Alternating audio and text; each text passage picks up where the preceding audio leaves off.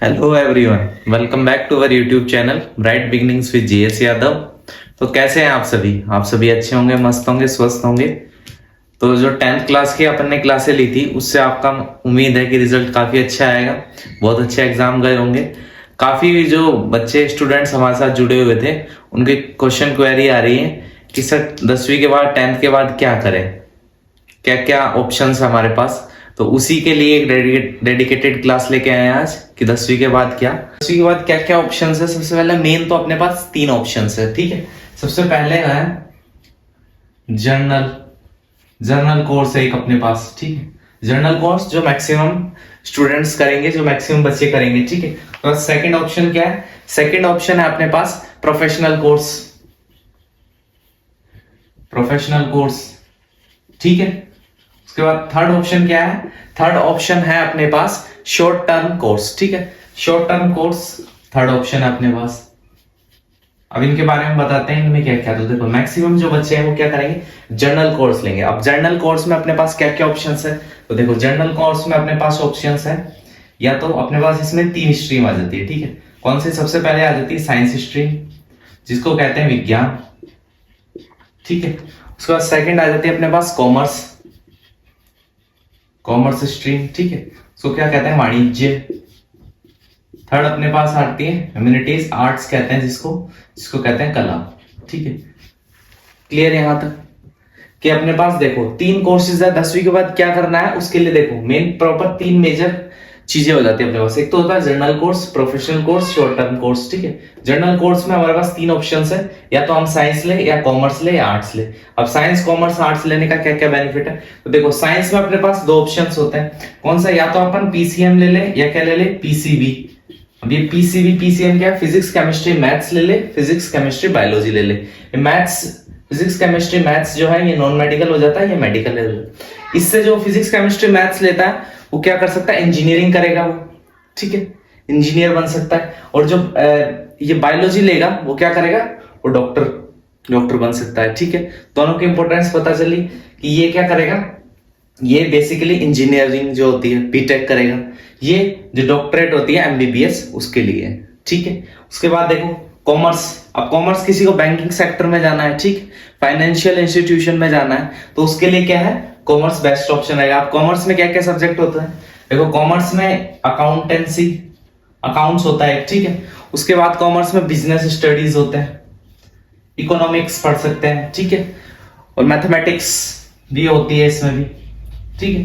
Clear? तो देखो अगर किसी को बैंकिंग सेक्टर में इंटरेस्ट है, फाइनेंशियल इंस्टीट्यूशन में, फाइनेंस से रिलेटेड वर्किंग में इंटरेस्ट है, तो वो कॉमर्स ले सकता है। अब आर्ट्स में किसी को यूपीएससी की प्रिपरेशन करनी है, पहले से माइंडसेट है यूपीएससी के लिए, ठीक है, सिविल सर्विसेज के लिए, गवर्नमेंट सर्विस के लिए, तो वो आर्ट्स लेगा, ठीक है। आर्ट्स में आपको पता है हिस्ट्री, ज्योग्राफी, पॉलिटी, इकोनॉमिक्स, ये सब सब्जेक्ट अलग अलग ऑप्शंस होते हैं अवेलेबल, ठीक है। अब ऐसा नहीं है कि जिसको यूपीएससी करनी है वो खाली आर्ट्स ही लेगा, साइंस वाला भी कर सकता है, कॉमर्स वाला भी कर सकता है, ठीक है।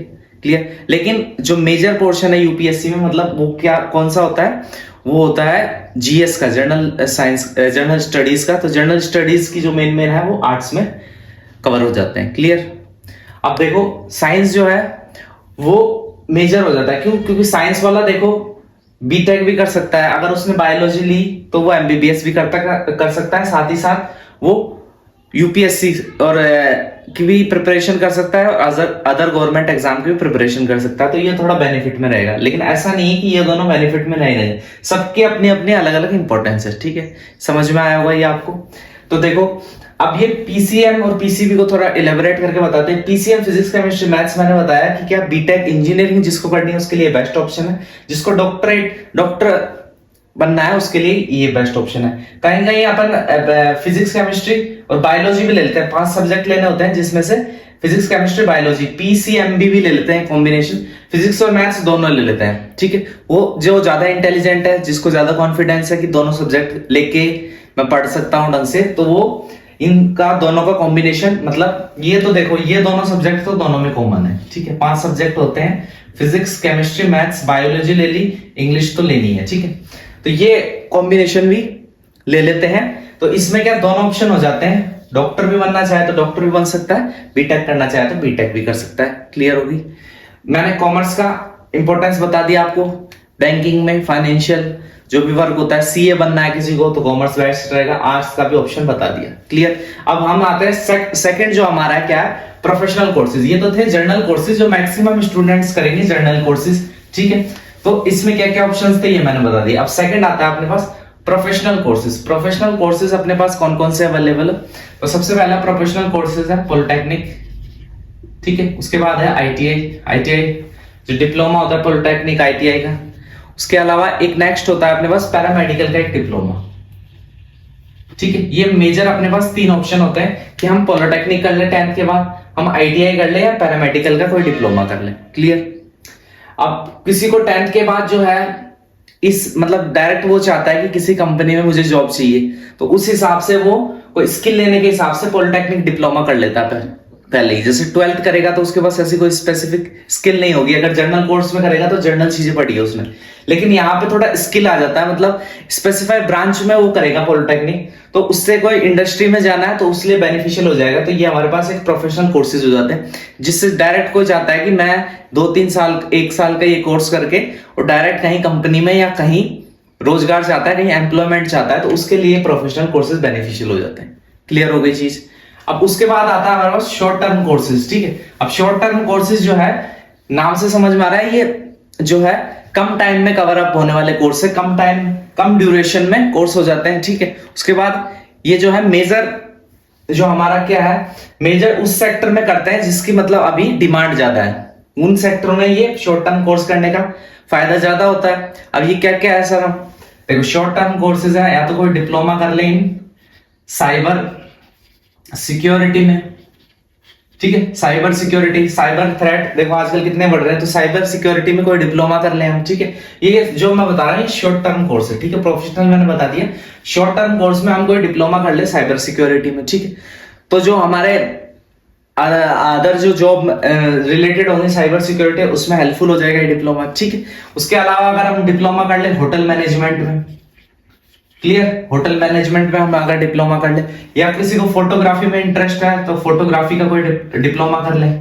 ठीक है, उसके अलावा अगर किसी को इवेंट मैनेजमेंट में इंटरेस्ट है, इवेंट मैनेजमेंट कोई सोचता है कि इवेंट मैनेजमेंट में काफी अच्छा है, स्कूल में कोई इवेंट मैनेजमेंट का कुछ हुआ और उसका इंटरेस्ट था कि इवेंट मैनेजमेंट में काफी अच्छा मैं कर सकता हूं, तो इवेंट मैनेजमेंट का कोई चाहता है कि डिप्लोमा करके मुझे जॉब चाहिए उससे रिलेटेड, तो उसके लिए ये बेस्ट ऑप्शन रहेगा।